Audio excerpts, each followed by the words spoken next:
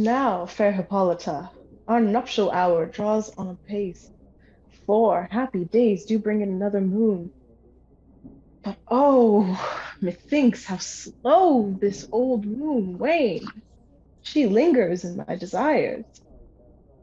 4 days will quickly steep themselves in night, 4 nights will quickly dream away the time, and then the moon, like to a silver bow new bent in heaven, shall behold the night of our solemnities.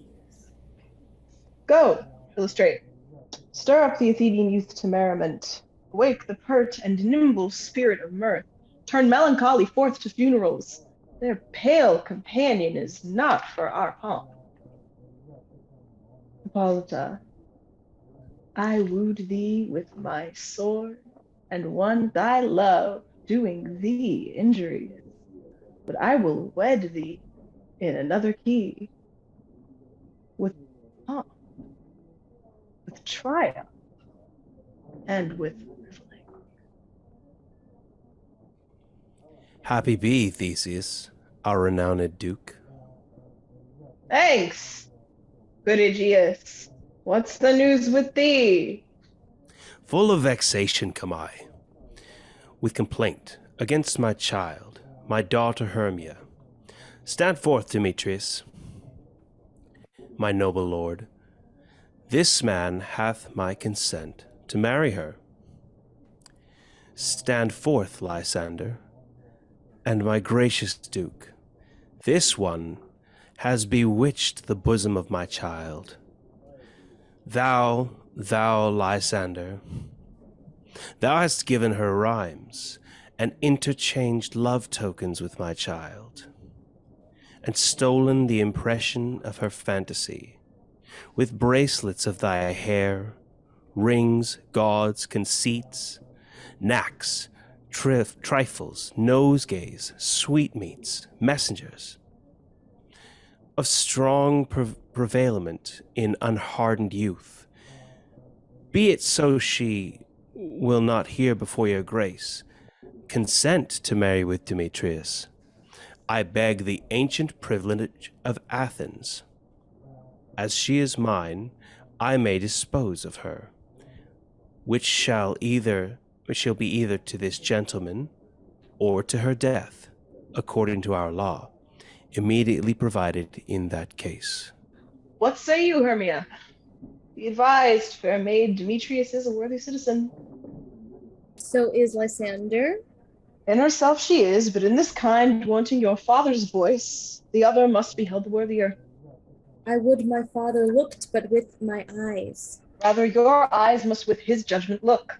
Then I beseech your grace that I may know the worst that may befall me in this case, if I refuse to wed Demetrius. Either to die the death or to abjure forever the society of men. Therefore, fair Hermia, question your desires, know your youth, examine well your blood, whether, if you yield not to your father's choice, you can endure the livery of a nun, to live a barren sister all your life, grow, live, and die in single blessedness.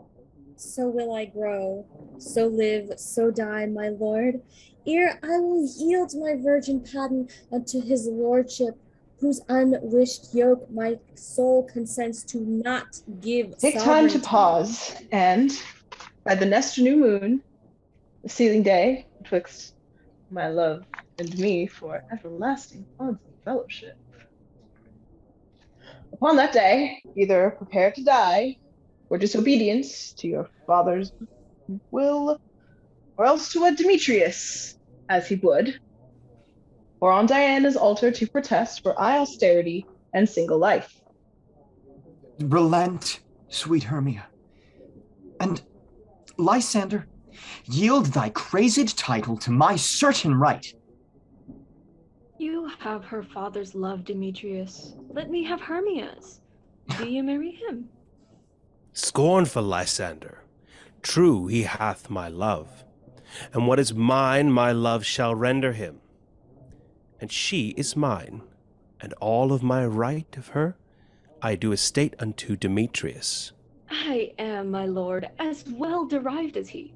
as well possessed. My love is more than his. My fortune's every way as fairly ranked, if not with vantage, as Demetrius's.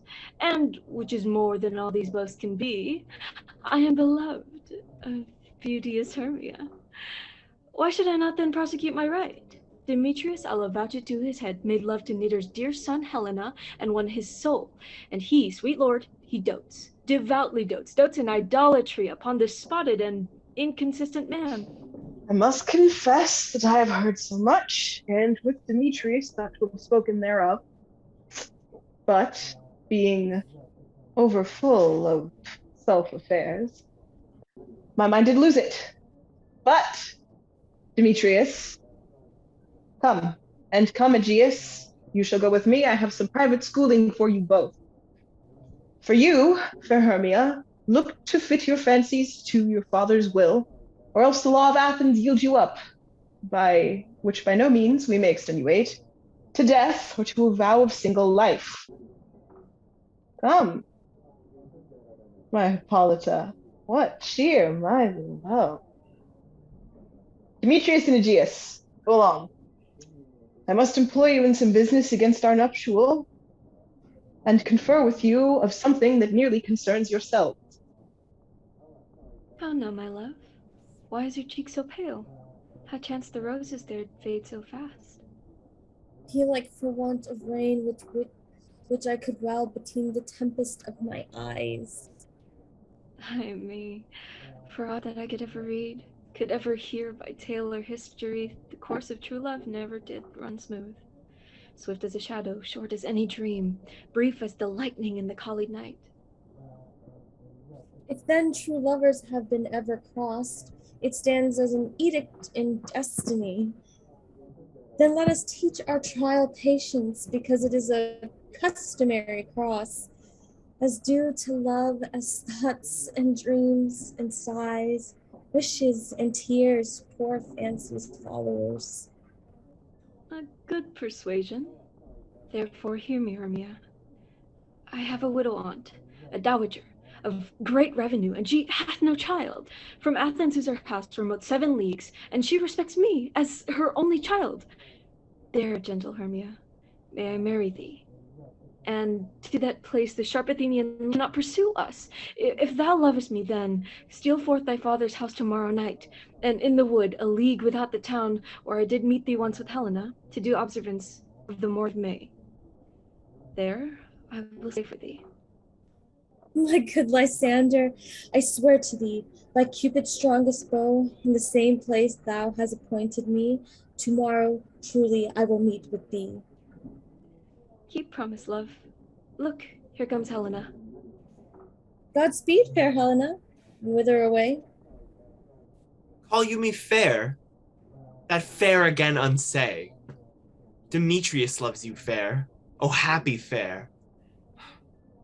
Oh, teach me how you look, and with what art you sway the motion of Demetrius' heart. I frown upon him, yet he loves me still. Oh, that your frowns would teach my smiles such skill. I give him curses, yet he gives me love. Oh, that my prayers could such affection move.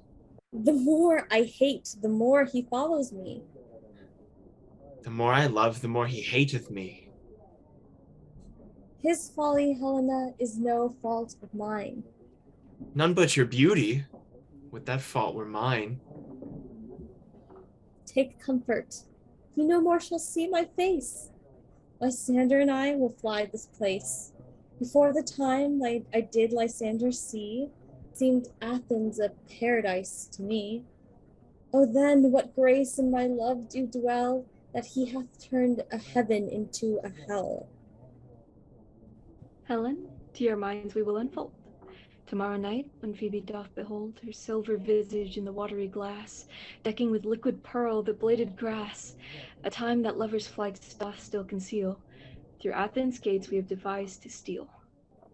And in the wood, where often you and I upon faint primrose beds we're wont to lie, emptying our bosoms of their counsel sweet, and then there myself and Lysander shall meet. And thence from Athens turn away our eyes to seek new friends and stranger companies. Farewell, sweet playfellow. Pray thou for us, and good luck grant thee thy Demetrius. Keep word, Lysander.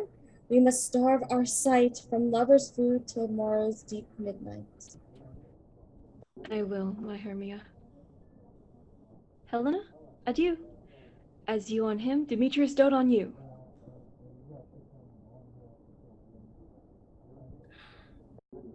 How happy some or other some can be. Through Athens I am thought as fair as she. But what of that? Demetrius thinks not so. He will not know what all but he do know. And ere Demetrius looked on Hermia's eyne, he hailed down oaths that he was only mine.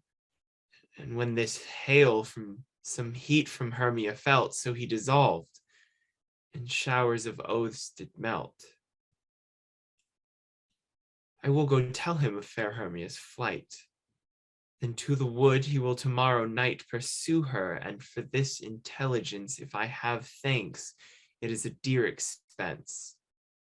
But here and mean I to enrich my pain, to have his sight thither and back again.